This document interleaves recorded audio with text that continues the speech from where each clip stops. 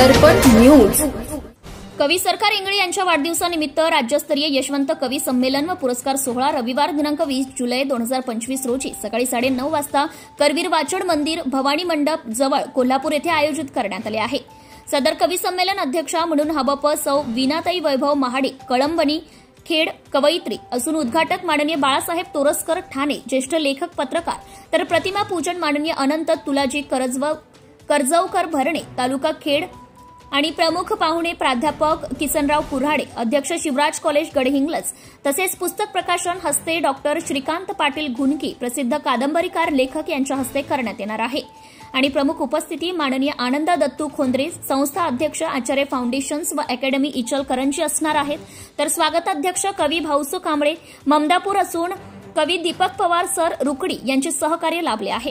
संमेलनात मला भावलेले कवी सरकार व त्यांचे कार्य संपादक मंडळ आणि प्रेमभंग काव्यसंग्रह कवयित्री सरोजा गायकवाड शिरूर अनंतपाळ लातूर यांच्या पुस्तकांचं प्रकाशन होणार आहे।